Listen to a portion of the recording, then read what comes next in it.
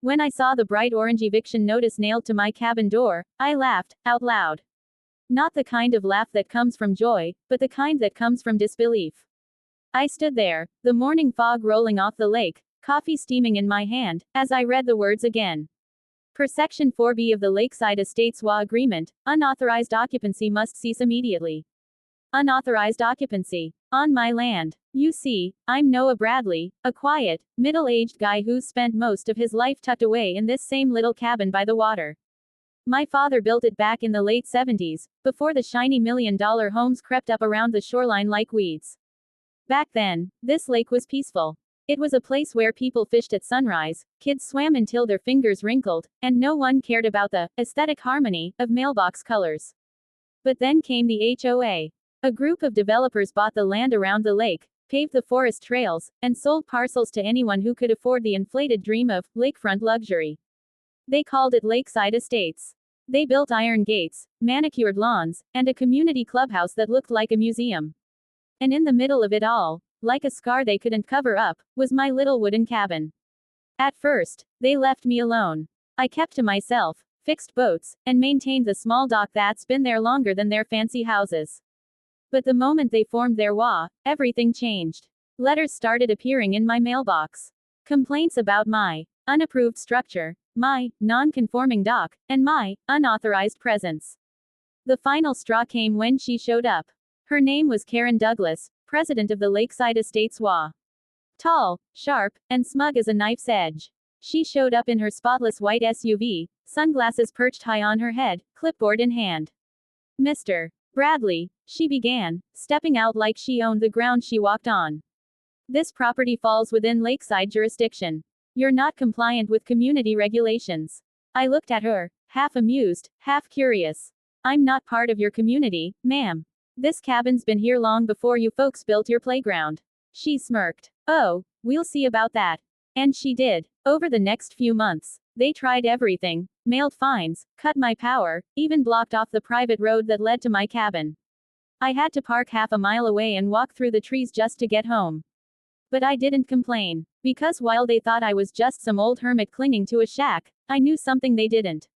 I owned more than this cabin. See, when my father passed away, he left me more than just his craftsmanship. He left me the deed, one that included not just the land my cabin sat on, but also the entire lake and the surrounding easements that extended right up to where the HOA's community property began. And tucked neatly within that boundary was their only parking lot and boat ramp. The same one every resident used daily. I'd never enforced it before. I was a good neighbor, quiet and respectful. But they crossed a line when they tried to take what was mine.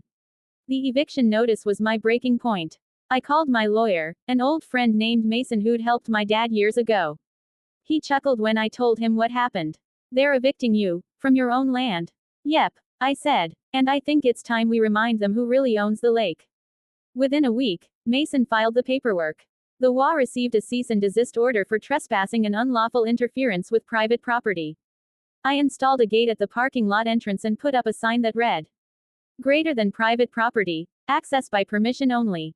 The next morning, chaos erupted. Homeowners gathered in confusion, honking and yelling when they couldn't launch their boats or park near the water. Karen stormed down the hill, demanding I remove the gate. "You can't do this," she barked. "This is community property." I handed her a copy of the original deed, with my name clearly printed across the entire boundary. "Actually," I said calmly, "this is my property. You've been using it for free, for years." She scanned the paper, her confidence cracking. "There must be a mistake. We maintain this area." I smiled. "You maintained my property. I appreciate it." Word spread fast. Within days, the HOA board was in full meltdown. Their residents were furious, not at me, but at them. The HOA fees had skyrocketed to fund their legal battle, and they had no access to the lake without my consent. Then came the meeting. They invited me to discuss terms. I walked into their marble-floored clubhouse wearing muddy boots and a flannel shirt. Karen sat at the head of the table, lips tight, eyes burning. "Mr. Bradley," she started, "perhaps we can come to an agreement. If you'd be willing to." "Actually," I interrupted, "I've already come up with one." I slid a paper across the table.